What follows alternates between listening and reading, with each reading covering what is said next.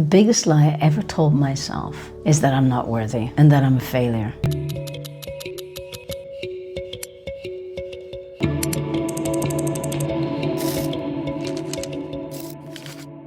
And I reinforced it with not being good enough, not mattering, and all sorts of negative talk and belief. And it's really powerful when you start building that truth inside of you, how that can obscure your worldview and how limiting it can make you in who you are, very small inside. And I started comparing myself to everything and everyone, and it only debilitated me because truthfully, everybody was in their own world and didn't really care. But I was measuring myself up to a measuring stick that was only in my head. And it's really painful because when you believe that lie, you start to adjust and alter the person you are inside to match other people in how you think you should be. But then you abandon who you are. So it's the biggest lie. And when I'm working with people and I'm talking with them, and if I pull on the string of every one of their single stories, every single one comes to not feeling enough, which is another big lie. We're born lacking nothing. And to have that imprint of I'm not enough comes later on. And it's really painful because we get it from the people we love sometimes, we get it from our religious communities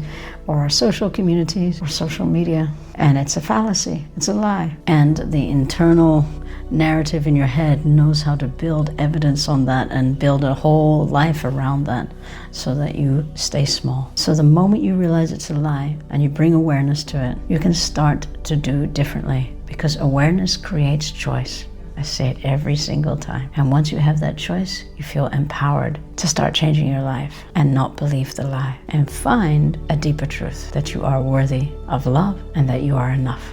Thank you for watching. And if you like this video or if you feel someone in your life could benefit from this video, please share or drop us a like, and see you next week.